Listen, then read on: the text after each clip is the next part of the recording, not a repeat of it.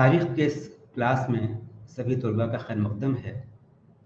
और पिछले कुछ दिनों में हम लोगों ने इस पेपर में जो 1760 से लेकर 1950 तक है, अलग-अलग यूनिट का जायज़ा लिया। और इसमें हम लोगों ने देखा कि औरंगज़ेब की वफ़ात के बाद जो हिंदुस्तान में सूरत हाल थी, उसमें किस तरह से बरतानवी हुकूमत ने ईस्ट इंडिया कंपनी के ज़रिए कई जंगों के सहारे, चाहे वो प्लासी की जंग हो या बक्सर की जंग हो, लड़ने के बाद इस हिंदुस्तान में अपनी नौआबादियात, कॉलोनी कायम करने में कामयाब रही। इस सिलसिले में हम लोगों ने पिछले लेक्चर में कॉलोनियल इकोनॉमी में एग्रीकल्चर ज़राअत को देखा था कि किस तरह से नौआबादियात मईशत के तहत ज़राअत की हालत क्या थी और किस तरह से बरतानवी हुकूमत ने अपनी मफाद के लिए इसका इस्तेमाल किया।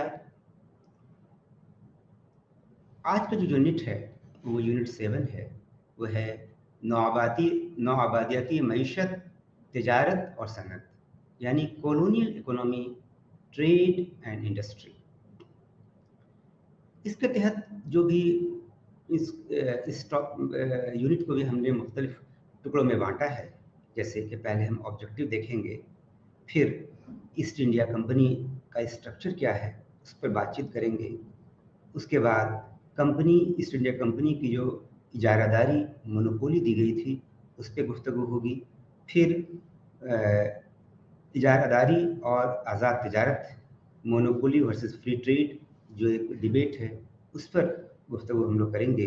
फिर कंपनी की तिजारत की नौइयत क्या थी, इस पर भी बातचीत होगी। और मर्केंटाइल बिजनेस और जो पॉलिटिकल पावर है, सियासी इक़्तिदार, इस पे भी हम लोग गुफ्तगू करेंगे। फिर इंडस्ट्रियल कैपिटलिज्म का उरूज, जो सनती सरमायाकारी है, इसका उरूज कैसे होता है, इस पे भी बातचीत होगी।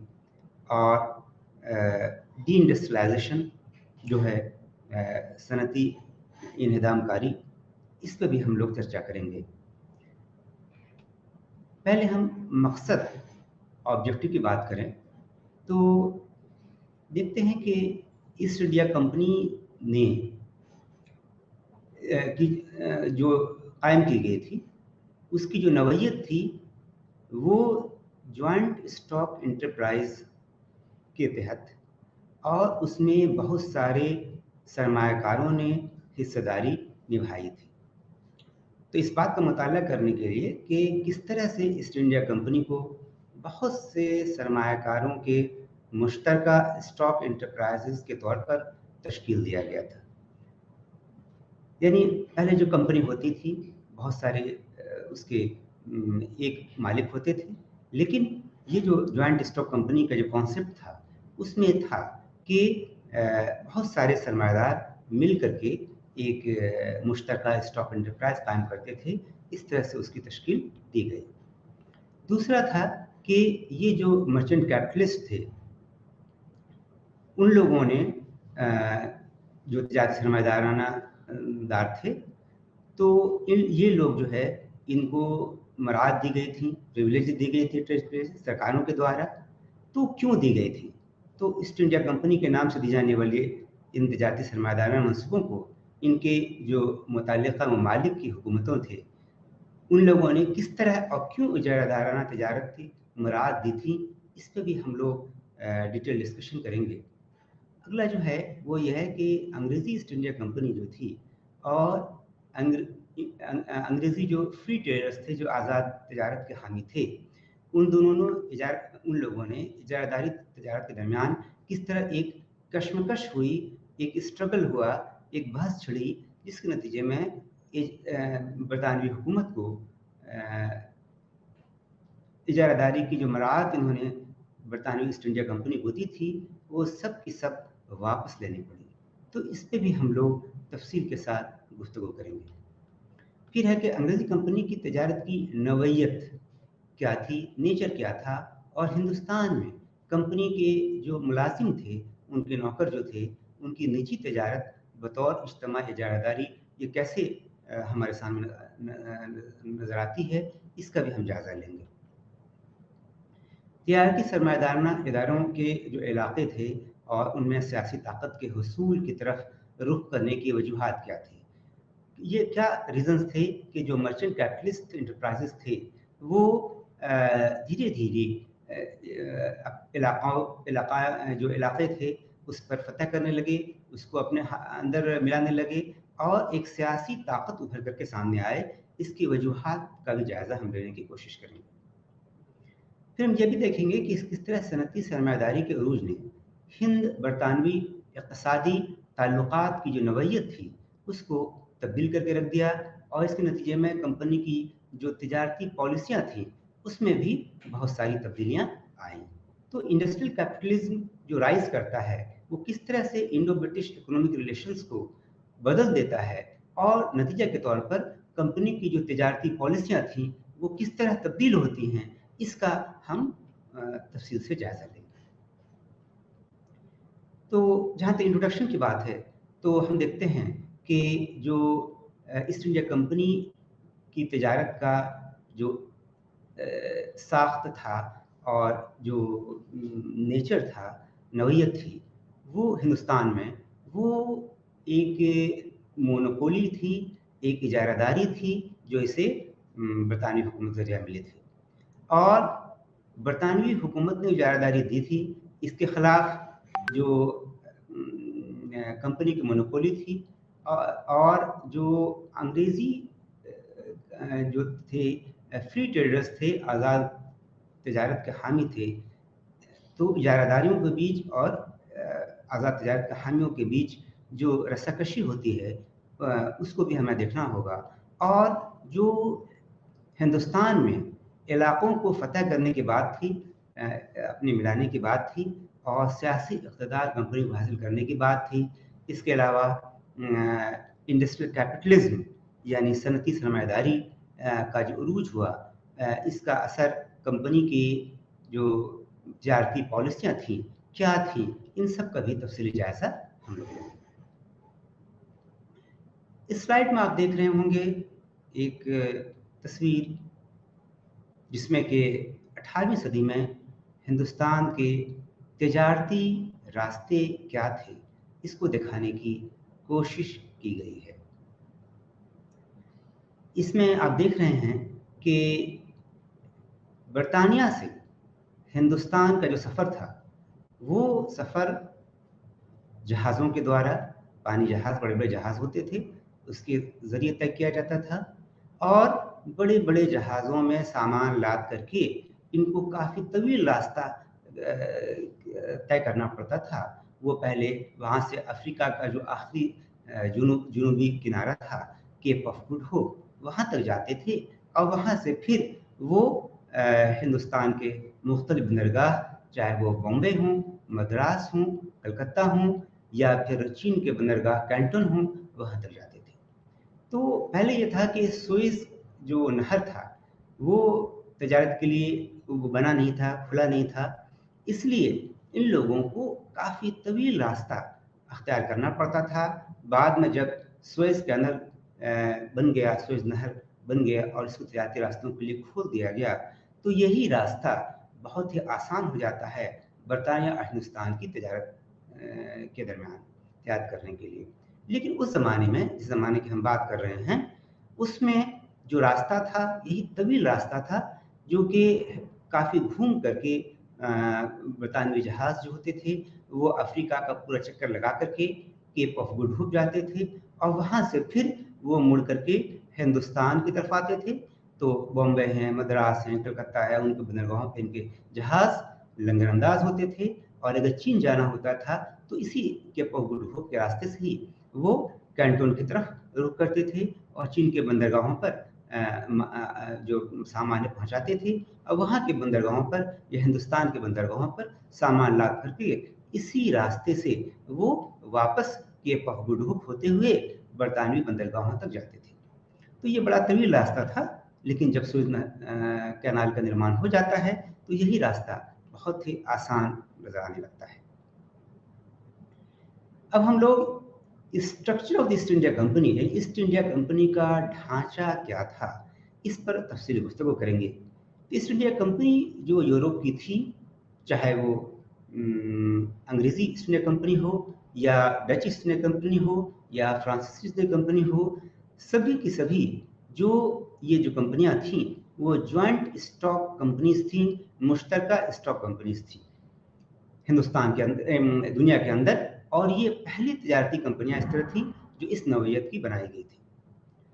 ज्वाइंट स्टॉक स्ट्रक्चर जो होता था, इसका मतलब था कि इस कंपनी में जो सरमायाकारी होती थी, जो फंडिंग होती थी, कैपिटल जो मुहैया किया जाता था, वो बहुत सारे शेयर होल्डर्स जो थे, स्टॉक होल्डर्स या शेयर होल्डर्स थे, उनसे पैसे इकट्ठे कर करके जमा किए जाते थे और इससे एक बहुत बड़ा सरमाया इन कंपनियों के बीच हो जाता था। और इस सरमाए की बदौलत, वो इस बड़ी पूंजी की बदौलत वो अच्छे खासा तजारत दूसरे मुल्कों के साथ कर सकते थे। लेकिन ये काम कहा जाए कि एक इंसान के लिए या एक दो लोगों के लिए ये मुमकिन नहीं था कि हम पार्टनरशिप में कर सकें। इसलिए ज्वाइंट स्टॉक स्ट्रक्चर का ख्याल रखा गया और जो बरतानवी कंपनी, जो यूरोपीय कंपनियां थीं, चाहे वो अंग्रेज़ों के यहाँ थीं या फ्रांसीसियों के यहाँ थीं या डच के यहाँ थीं, ये सब की सब ज्वाइंट स्टॉक कंपनीज इनका स्ट्रक्चर था और इसी ढांचे पर इनको बनाया गया था। इसके फायदे भी क्या थे, ये भी देखना चाहिए हमें। तो ज्वाइंट स्टॉक कंपनी से जो बिजनेस एक्टिविटीज थी, जो तिजारती अमल जो था, इसमें एक तसलसल था और इनकी जो पॉलिसियां थी एक कम वक्फे के लिए नहीं बल्कि तवील मुद्दत के लिए बनाई जाती थी और कभी कभी तो ये सदियों के लिए बनाई जाती थी। तो ये एक बिजनेस में, तजारत में तसलसल इससे बना रहता था। ये एक बहुत बड़ा फायदा ज्वाइंट स्टॉक कंपनी का था। दूसरी बात ये थी कि ज्वाइंट स्टॉक कंपनी में जो थी, उसमें जो स्कोप ऑफ मोबिलिटी था, यानी कि मोबिलिटी ऑफ कैपिटल, सरमाए की नकल व हरकत, यानी कि अगर कोई शेयर होल्डर चाहे कि हम अपने सरमाए को एक कंपनी से निकाल करके दूसरी कंपनी में मुंतकिल करना चाहते हैं जहां के हमको ज़्यादा प्रॉफिट होगा, तो वो काम ये आसानी से कर सकते थे। जबकि दूसरी तरह की कंपनी अगर होगी, दूसरी नौइयत की, उसमें ये मुमकिन नहीं था। इसलिए इस निज़ाम के तहत कंपनी में जो सरमायाकारी होती थी, वो यही सरमाया एक कंपनी में फंस के नहीं रह जाता था, बल्कि जब शेयर होल्डर उसे चाहते थे, उस कंपनी से सरमाया को, कैपिटल को निकाल करके दूसरी कंपनी में उसको डाल सकते थे और ज़्यादा से ज़्यादा मुनाफा कमा सकते थे। तो ये बहुत बड़ा फायदा था लोगों के लिए, जो चार ताजिर थे उनके लिए। और ये जो सरमाया था किसी एक कंपनी के तहत नहीं बंधा हुआ था, बल्कि वो अगर एक कंपनी में लॉस हो रहा है तो उससे पैसा निकाल करके दूसरी कंपनी में जो प्रॉफिट देगी, जिस फायदा पहुंचाएगी, उसमें सरमायाकारी की जा सकती थी। इससे कैपिटल का, सरमाया का बेहतर इस्तेमाल किया जा सकता था। ज्वाइंट स्टॉक कंपनी का जो फॉर्म था, जो इसका जो साख्त था, ऑर्गेनाइजेशन बिजनेस का जो था, वो ईस्ट इंडियन ट्रेड के लिए जो रखा गया था, हिंदुस्तान तजारत के लिए, ये किसी भी दूसरे तरह के ऑर्गेनाइजेशन से ज़्यादा एफिशिएंट था, ज़्यादा बेहतर था, ज़्यादा अच्छे से काम कर सकता था। इसलिए इस तरह की साख्त को रखा गया कि ये ज़्यादा सूटेबल है, ये ज़्यादा माकूल है हिंदुस्तान के साथ तजारत करने के लिए। इस तरह के ऑर्गेनाइजेशन की ज़रूरत इसलिए पड़ी क्योंकि हिंदुस्तान के साथ जो बिजनेस था, उसमें बड़े पैमाने पर सरमायाकारी की ज़रूरत थी, यानी छोटी-मोटे सरमाया की से काम नहीं चल सकता था, काफ़ी बड़ा सरमाया चाहिए और बड़ा सरमाया किसी 1-2 इंसान के बस की बात नहीं थी, बल्कि बहुत सारे लोग मिल कर के एक सरमाया इकट्ठा करें, जो कि जॉइंट स्टॉक कंपनी में मुमकिन था, तभी ये मुमकिन हो सकता था, इतने बड़े सरमायाकारी करने के लिए। दूसरा ये था कि अनसर्टेनिटी ऑफ बिज़नेस था, यानी कि कारोबार की गैर यकीनी सूरत-ए-हाल। एक सिचुएशन फिक्स नहीं था। हो सकता है कि बर्तानिया से जहाज़ चला हो हिंदुस्तान के लिए, रास्ते में जहाज़ टूट जाए, रास्ते में जंग छिड़ जाए, रास्ते में उसे लुटेरे लूट लें। तो ये बहुत सारी बिज़नेस में अनसर्टेनिटी थी, कारोबार की गैर यकीनी सूरत-ए-हाल थी, जिस वजह से इस तरह के ढांचे की ज़रूरत थी, जो कि इस तरह के नुकसानात को सह सके। इसके अलावा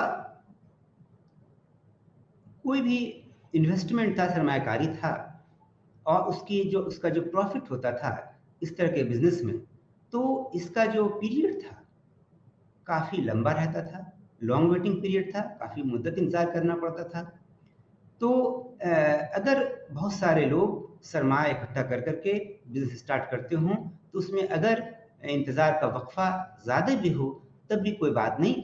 लेकिन अगर छोटे बिज़नेसमैन हों, 2-4 ही लोग हों, तो बहुत तवील मुद्दत तक प्रॉफ़िट का इंतज़ार करना इनके लिए बहुत ही मुश्किल था। इसलिए भी ये जो फ़ॉर्म ऑफ ऑर्गेनाइज़ेशन था, जॉइंट स्टॉक कंपनी का, ये ज़्यादा माक़ूल था हिंदुस्तान के साथ तिजारत करने के लिए। इसी वजह से इन सब चीज़ों को मलहूज़ रखते हुए बरतानिया में 1600 ईस्वी में ईस्ट इंडिया कंपनी की बुनियाद एक जॉइंट स्टॉक एंटरप्राइज़, मुश्तरका स्टॉक कंपनी के तौर पर डाली गई। अगर शुरू के दिनों की बात हम लोग करें, तो हम देखते हैं कि शुरू के दिनों में कुछ ही मालदार ताजिर थे लंदन के, जो कि इसके शेयर होल्डर्स थे, इनका शेयर के मालिक थे। अगले स्लाइड में आप देख रहे हैं east India company, east India house London में जो उनकी ऑफिस थी, उसको दिखाया गया है। इस तरह की बिल्डिंग थी, उसका एक पोर्ट्रेट है। यहीं से ये एक मरकज़ था, जहाँ से के सारे अहकामात ईस्ट इंडिया कंपनी को जारी किए जाते थे, सारे ऑर्डर्स लिए जाते थे और हिंदुस्तान में जो इसके मुलाज़मीन थे, तो वो इन्हीं के हुक्म के ताबे होते थे। 18वीं सदी जब चल रही थी, उस ज़माने में छोटे जो शेयर होल्डर्स थे, वो भी इसमें शामिल होने की कोशिश करने लगे और इन लोगों ने united company of merchants of England trading to East Indies 1708 में कायम किया और ये जो नई कंपनी थी, इसको पुरानी कंपनी ईस्ट इंडिया कंपनी के नाम से ही जाना जाने लगा। तो मोटे तौर पे ईस्ट इंडिया कंपनी कहलाई, जहाँ छोटे जो शेयर होल्डर्स थे इनको भी मौके मिले। इंग्लैंड की बरतानिया की हुकूमत ने इस कंपनी को यानी ईस्ट इंडिया कंपनी को इजारादारी के हुकूक दिए, राइट ऑफ मोनोपोली। अब इस इजारादारी के हुकूक से क्या मतलब था? इससे मतलब ये था कि हिंदुस्तान या दूसरी ममालिक जो कि इंडियन ओशन में हैं, बहर हिंद में, उनके साथ तिजारती ताल्लुकात कायम करने का हक सिर्फ ईस्ट इंडिया कंपनी को होगा, चाहे हिंदुस्तान हो या मशरक में आगे बढ़कर के चीन तक। इनको एक्सक्लूसिव कंट्रोल ऑफ ट्रेड दिया गया, यानी सिर्फ इन्हीं कंपनी को, ईस्ट इंडिया कंपनी को ही यह हक था कि हिंदुस्तान के साथ और चीन के साथ मशरक में तिजारत कर सकते थे। किसी भी दूसरी यूरोपीय कंपनी को इन मुल्कों के साथ तिजारत करने की इजाज़त नहीं दी गई। ये जो हुकूक थे इनके, ये कानूनी हुकूक थे, लीगल राइट थे, जो ईस्ट इंडिया कंपनी को मलिका एलिजाबेथ अव्वल ने शुरू में दिया था, और उसके बाद जो बाद के हुक्मरान हुए बरतानिया में, शहनशाह हुए, उन्होंने इसको ये मराद रिन्यू किया, जारी रखा। अब सवाल ये पैदा होता है कि ये जो बरतानवी हुक्मरान थे, शहनशाह थे, इन्होंने क्यों मराद दी? क्योंकि जो मर्केंटलिस्ट स्कूल ऑफ थॉट था, जो तिजारती स्कूल नुक्ता नज़र था, उनका मानना था कि सरकार को, हुकूमत को, बरतानी हुकूमत को हिंदुस्तान के बाहर अपने गैर मुल्की तिजारत को बढ़ावा देना चाहिए। ऐसा करने से गैर मुल्क से बहुत सारा दौलत हम इकट्ठा कर सकते हैं और हम अमीर बन सकते हैं। लेकिन ये जो तिजारत था दूर दराज के मुल्कों के साथ, वो बहुत ही खतरनाक था और इसको ज़रूरत थी मोनोपोली सिस्टम की, इजारादारी के निज़ाम की, ताकि जो इसमें सरमायाकार हैं उनको जो उन्होंने सरमायाकारी की है उसमें उनकी तिजारत की इजारादारी को बरकरार रखा जाए, ताकि उन्हें ज़्यादा से ज़्यादा फ़ायदा हो सके और लोग बढ़ चढ़ करके इसमें ज़्यादा से ज़्यादा सरमायाकारी कर सके। जो अमीर ताजिर थे अंग्रेज़ों के, वो शहनशाह के दरबार में बहुत ही इन्फ्लुएंशियल थे और वहाँ उनकी जो पॉलिसीज होती हुई उसको बहुत हद तक वो इन्फ्लुएंस कर सकते थे, मुतासिर कर सकते थे। यही वजह थी कि अंग्रेज़ी पार्लियामेंट ने अलग अलग वक्तों में चार्टर एक्ट पास किए, जिसके ज़रिए कि कंपनी की मोनोपोली को, इजारादारी को वक्तन फ़ौक्तन रिन्यू करते चले गए। कायम बड़ा एक सिलसिला कायम रहा, रिन्यू होता चला गया। जो फ्रांसीसी और डच कंपनियां थीं, ईस्ट इंडियन कंपनी, उनको भी उनकी हुकूमतों ने इजारादारी दी थी और उसी इजारादारी के उसूल के तहत वो कंपनियां भी अपनी कारकर्दगी कर रही थी। अब हम देखें कि मोनोपोली वर्सेस फ्री ट्रेड, यानी इजारादारी बमुकाबला आज़ाद तिजारत, ये बहुत बड़ी बहस थी, बहुत बड़ा स्ट्रगल था दोनों नुक्ता नज़र के बीच में।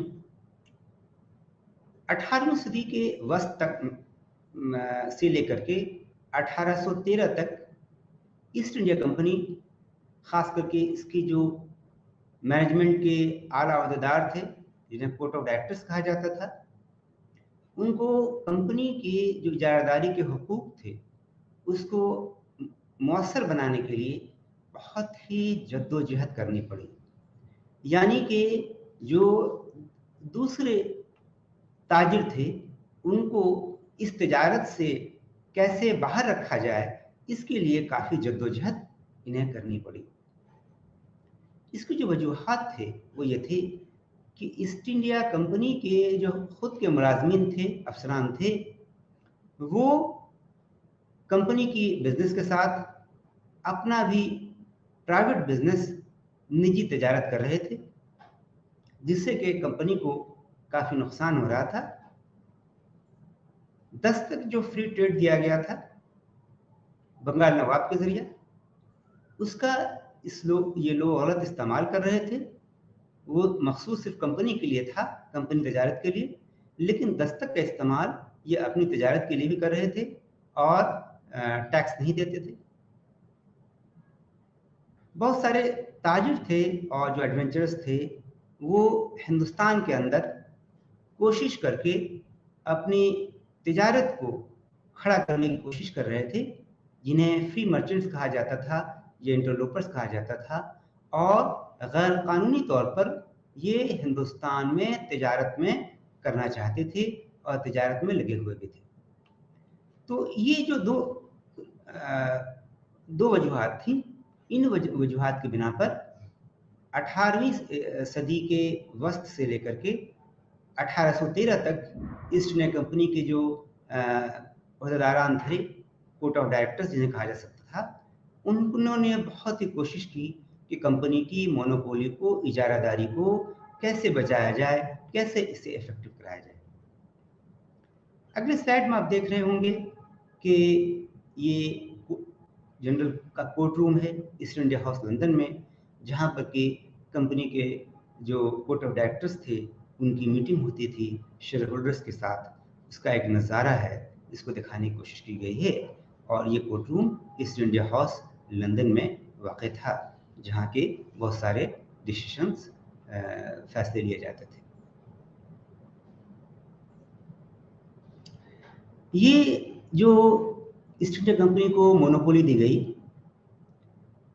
इजारादारी जो अता की गई, इस पर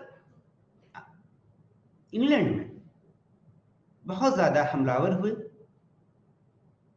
वैसे लोग जिन्हें इससे फ़ायदा नहीं हो रहा था, और वैसे वो लोग थे जो कि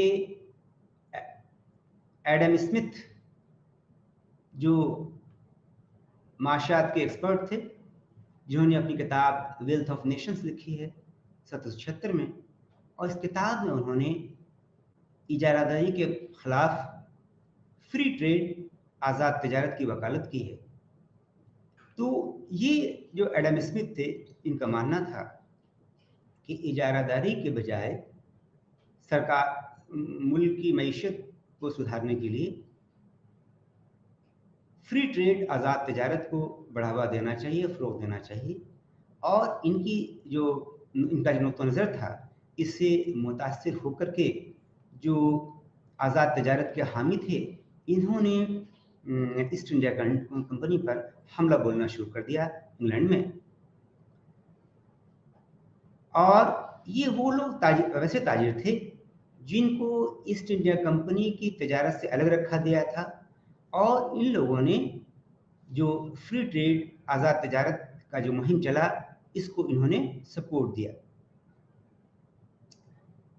एक बात ये भी देखने की है कि इसी ज़माने में इंग्लैंड में सनती इनकलाब, इंडस्ट्रियल रेवोल्यूशन होता है, जो कि ईस्ट इंडिया कंपनी की जो कारोबारी नक़्ल हरकत थी, कारोबारी अमल था, इसको सबके सामने ला के रख देता है, और हिंदुस्तान से बरतानिया जो बरामदात सामान यहाँ से एक्सपोर्ट होकर जाता था, उसकी अहमियत कम होती चली गई, क्योंकि इंडस्ट्रियल रेवोल्यूशन की वजह से सनती इनकलाब जब ब्रिटेन में आया, तो वहाँ बड़े पैमाने पर सामान कारखानों में बनने लगे, और जिनकी लागत काफ़ी कम होती थी हिंदुस्तानी सामान के मुकाबले में। तो इससे जो ईस्ट इंडिया कंपनी की जो मर्चेंडाइजिंग एक्टिविटीज़ थी, तिजारती जो एक्टिविटी थी, हिंदुस्तान से बरतानिया सामान को दरामद करने में, इनका जो इम्पोर्टेंस था, इनकी जो अहमियत थी, वो काफ़ी कम होती चली गई। इस स्लाइड में आप देख रहे हैं एडम स्मिथ का पोर्ट्रेट है, और यही वो इंसान थे जिन्होंने के वेल्थ ऑफ नेशंस लिखी 1776 में, और आज़ाद तिजारत, फ्री ट्रेड की वकालत की। अंग्रेजी पार्लियामेंट में एक स्ट्रॉन्ग लॉबी थी, जो कि पार्लियामेंटेरियंस की, पार्लियामेंट के सदस्य जो मेंबर्स होते थे, और इन लोगों ने ईस्ट इंडिया कंपनी की इजारादारी को ख़त्म करने की वकालत की। बार बार प्रेशर दिया जाने लगा, दबाव बनाया जाने लगा कि इनकी इजारादारी ख़त्म किया जाए और जो फ्री ट्रेडर्स हैं, आज़ाद तजारत के हामी जो लोग हैं, इनको मौका दिया जाए। यानी ईस्ट इंडिया कंपनी के अलावा बाकी जो ताजिर हैं, बाकी जो कंपनियां हैं तजारत में लगी हुई हैं, उन्हें भी हिंदुस्तान और चीन की तजारत में हिस्सेदारी मिलनी चाहिए। यही वजह है कि मजबूर होकर के बरतानवी पार्लियामेंट को 1813 में चार्टर एक्ट पास करना पड़ा, जिसके ज़रिए कि ईस्ट इंडिया कंपनी की जो हिंदुस्तानी तजारत में इजारादारी थी, मोनोपोली थी, वो ख़त्म कर दी गई इस चार्टर एक्ट के ज़रिए। और 1833 में एक दूसरा चार्टर एक्ट लाया गया, जिसके ज़रिए जो बची खुदी कंपनी की जो मराद थी वो ख़त्म कर दी गई। और ख़ास करके जो चीन के साथ इसकी तजारत अब तक का जो इजारादारी बनी हुई थी, वो 1833 के चार्टर एक्ट ने इसे भी ख़त्म कर दिया। तो ये दो एक्ट, 1813 का चार्टर एक्ट और 1833 का चार्टर एक्ट, ये ऐसे एक्ट थे, ऐसे कानून थे जिसके ज़रिए ईस्ट इंडिया कंपनी की को जो मोनोपोली मिली थी ईस्ट इंडियन ट्रेड में, हिंदुस्तान और चीन के साथ तिजारत में, इन तिजारतों का खात्मा, इन मराद का खात्मा हो जाता है और इन मुल्कों के साथ तिजारत के दरवाजे दूसरी जो बरतानवी कंपनियां थीं जिस तिजारत में हिस्सेदारी चाहती थीं, उनके लिए दरवाजे खोल दिए जाते हैं। अब उन्हें भी मौके मिले कि वो इन तिजारत में अपनी हिस्सेदारी की मांग करें, इस तिजारत से फ़ायदा उठाएं, चूँकि वो जानते थे कि हिंदुस्तान के साथ तिजारत बहुत मुफीद है, या चीन के साथ जो तिजारत उनकी होती थी। तो इस तरह से लगभग ईस्ट इंडिया कंपनी के कायम होने के लगभग 200 साल के बाद जिसे इजारादारी के हुकूक उसे मिले थे, मोनोपोली राइट्स मिले थे, वो बरतानवी हुकूमत के ज़रिए वापस ले लिए जाते हैं। ये एक बहुत बड़ा डेवलपमेंट था। अब हम देखेंगे कि कंपनी की तिजारत की नौइयत क्या थी, nature of the company's trade. 17वीं सदी में जो अंग्रेजी कंपनियां थीं, उन्होंने अपनी तिजारत के लिए फैक्ट्री कायम की थी, और ये फैक्ट्री वो फैक्ट्री नहीं थी जिसे आप कल कारखाने कहते हैं, बल्कि ये एक ट्रेडिंग स्टेशन था, तिजारती स्टेशन, एक डिपो था। और इनको दूसरे जो लोकल ताजिर थे या दूसरे गैर मुल्की ताजिर थे, उनके साथ वक्तन फ़ौक्तन मुआहदा भी करना पड़ता था। और 18वीं सदी में देखते हैं कि जो अंग्रेज़ थे, इनकी जो पोजीशन थी, ये काफ़ी एडवांटेजेस पोजीशन थी, इन्हें फ़ायदे वाली बात थी इनकी, चूँकि दूसरी जो यूरोपियन ईस्ट इंडिया कंपनीज थीं, उनको इन लोगों ने बिल्कुल हाशिए पे लाके खड़ा कर रख दिया था। चूँकि जो बरतानवी कंपनी थी, ईस्ट इंडिया कंपनी, ये लगातार जंगें कर रही थी और सियासत की तरफ कदमें बढ़ा रही थी। जंग के ज़रिए इन्होंने नए नए खित्तों पर कब्ज़ा कर लिया था और सियासी इक़्तिदार कायम कर लिया था। इससे जो दूसरी यूरोपीय कंपनियां थीं, चाहे वो फ्रांसीसी कंपनी हों या डच कंपनियां हों, ये बिल्कुल हाशिए पे आके खड़ी हो गई। दूसरी बात ये थी कि जो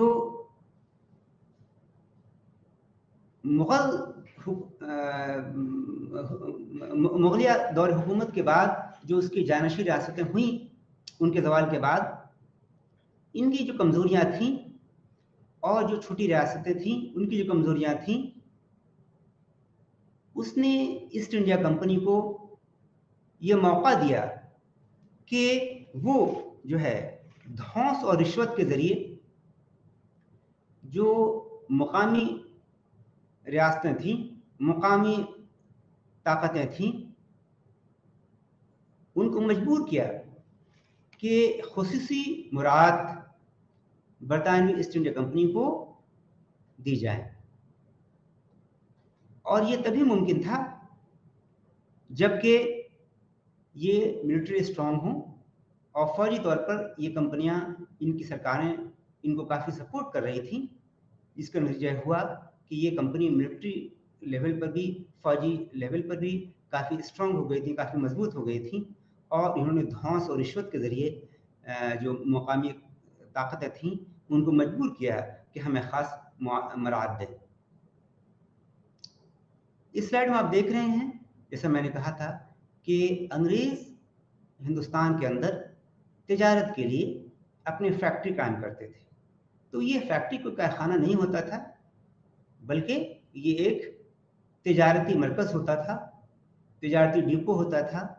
तो ये सूरत में अंग्रेज़ी फैक्ट्री, जिसको कारखाना आप कह सकते हैं ट्रांसलेशन करके उर्दू में, ये थी जो एक तिजारती डिपो थी, फैक्ट्री कहा जाता था, लेकिन यहाँ पर सामानों को रखा जाता था।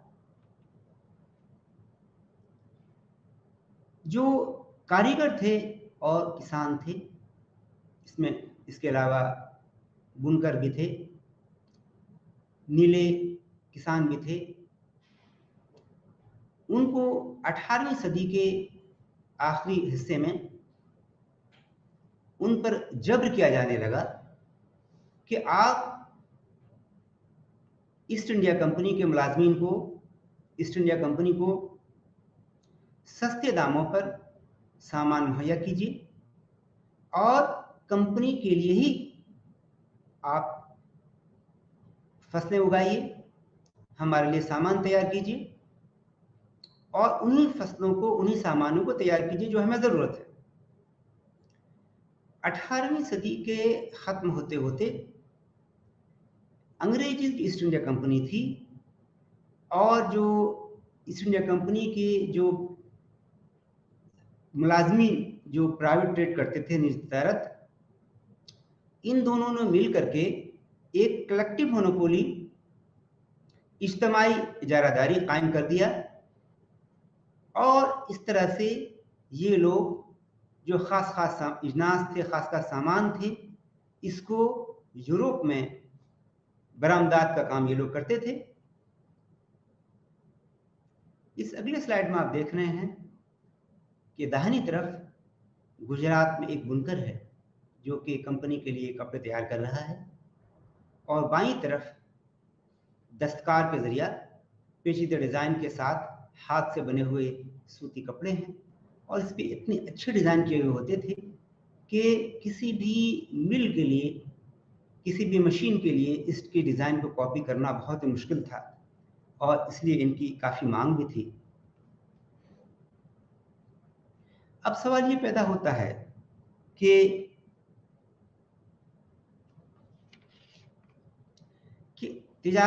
Mercantile business and political power, तिजारती कारोबार और सियासी ताकत, कि आखिर ईस्ट इंडिया कंपनी जो थी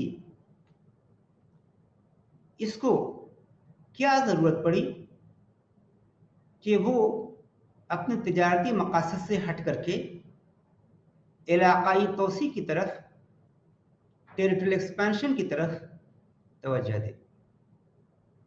कुछ तो वजूहात होंगी। तो इसका हम जायज़ा लें तो देखते हैं कि शुरू में यूरोपीय जो तिजारत थी हिंदुस्तान के साथ, वो छोटे ही पैमाने पर होता था और कुछ जहाज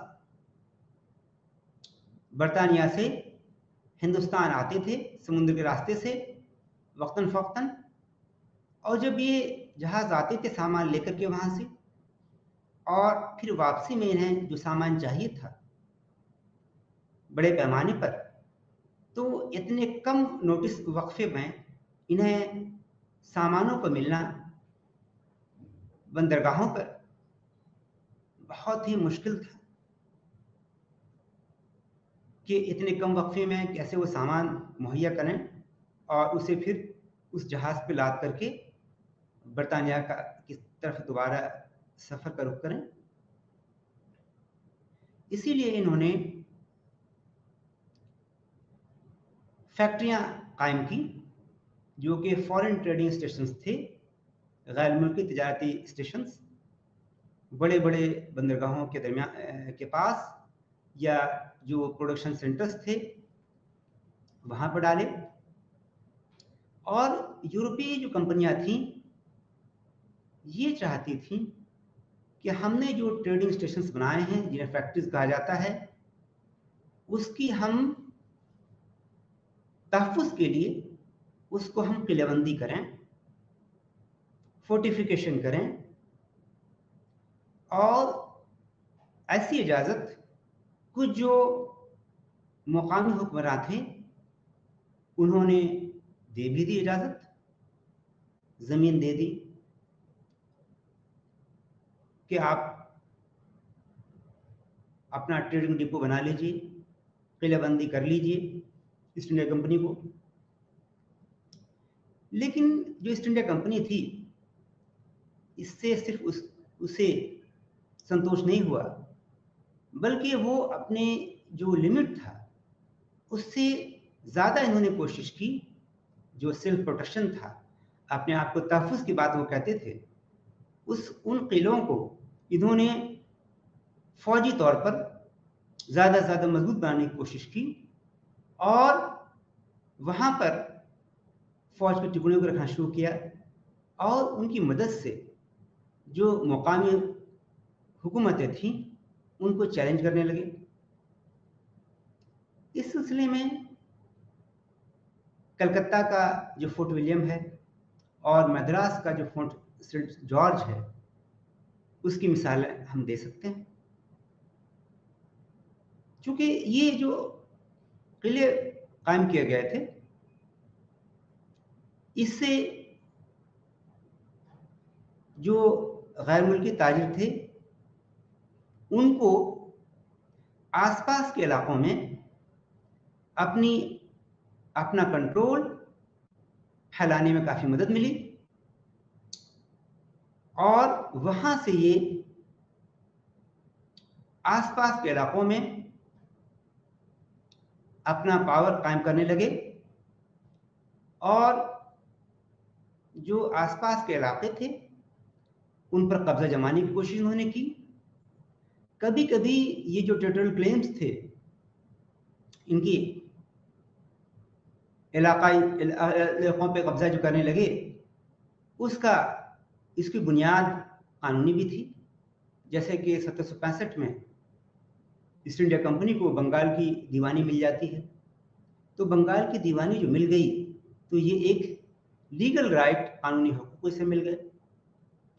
और 19वीं सदी के जो आखिर का ज़माना था, आखिरी दहाई था, उसमें कंपनी ने अपनी फौजी ताकत को काफ़ी बढ़ा लिया और इसी बुनियाद पर वो इलाका जो मुल्क इलाके थे उसमें तोसी करने का काम शुरू किया। इस स्लाइड में आप देख रहे होंगे कलकत्ता में जो फोर्ट विलियम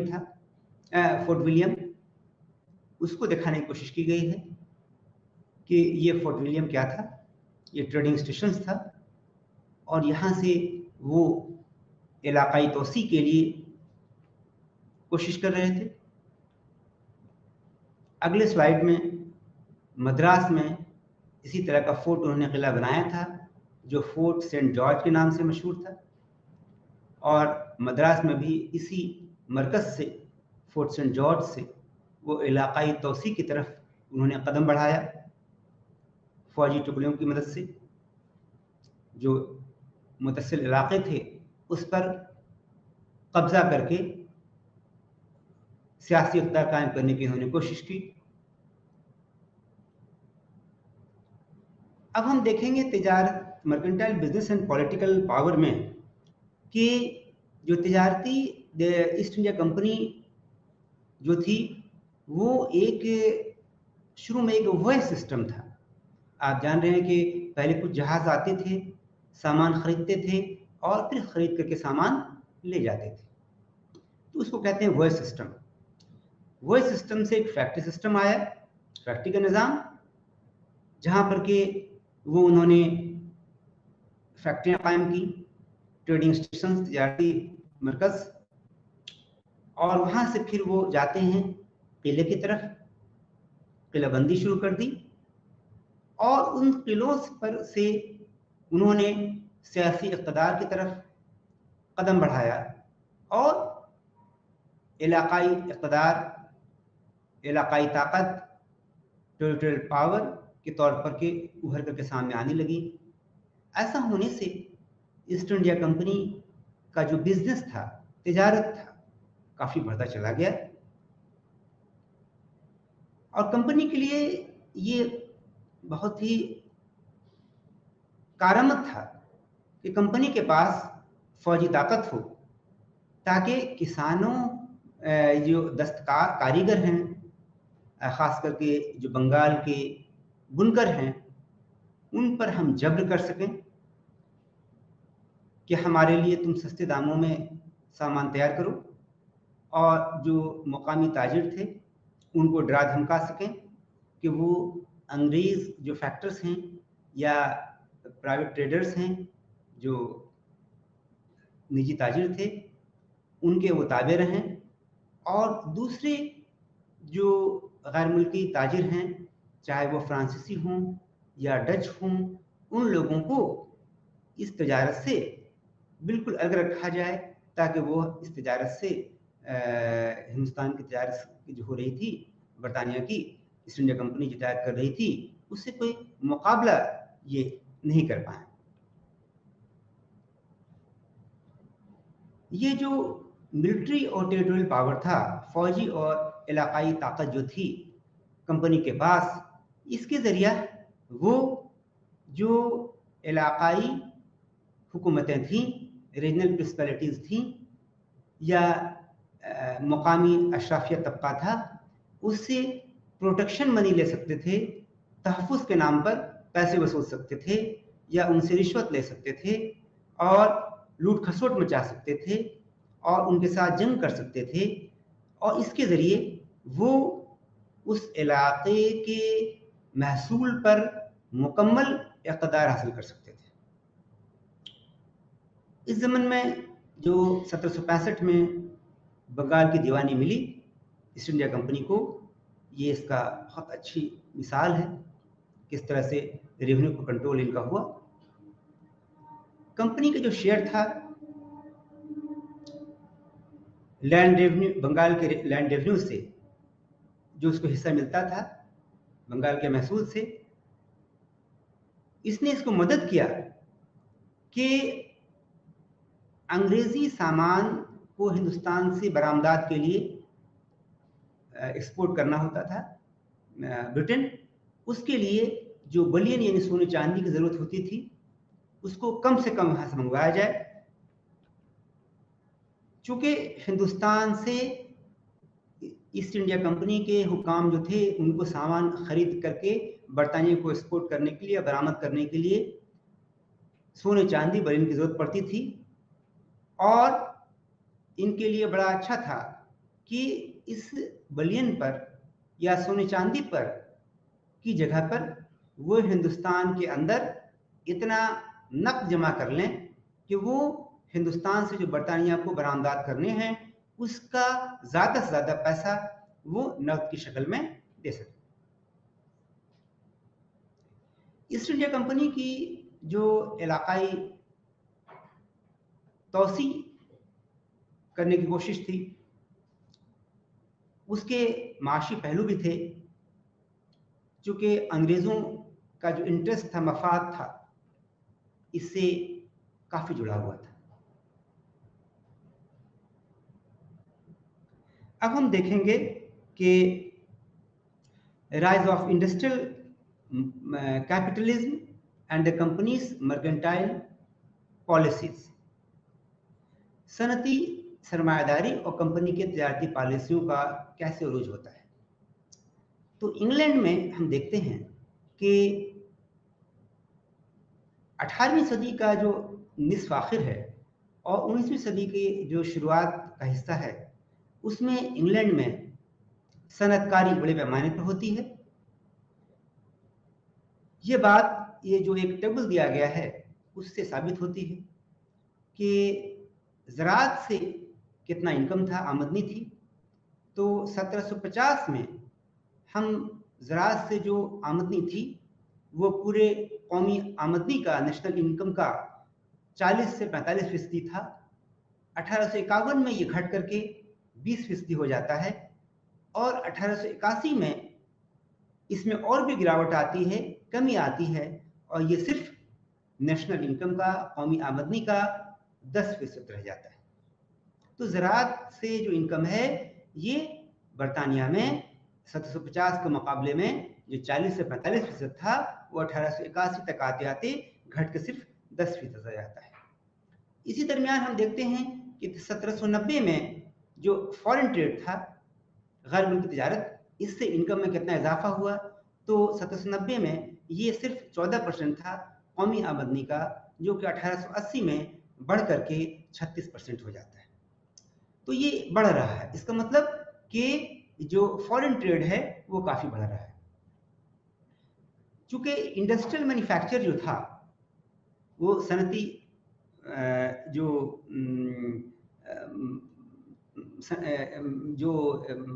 इंडस्ट्री में तैयार हो रही थे सामान, और जो गैर मुल्की तिजारत थी, वो अंग्रेज की मईशत की एक बैकबोन था, उसकी एक रीढ़ थी। और अंग्रेजी जो सूती कपड़े की जो इंडस्ट्री थी, इसकी जो सनत थी, उसको इतना फरोग हुआ कि हिंदुस्तान के कपड़ों की डिमांड लगभग खत्म होती चली गई।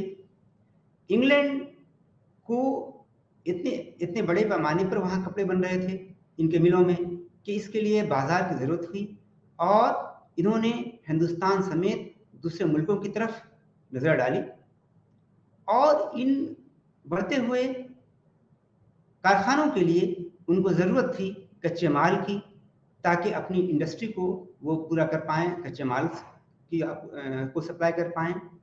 तो पूरा जो इकोनॉमिक रिलेशनशिप था, मईशत का जो ताल्लुक था हिंदुस्तान और बरतानिया के बीच में, वो सनतकारी के बाद बिल्कुल बदल जाता है, जो पहले रहा था मर्चेंट कैपिटलिज्म के टाइम में।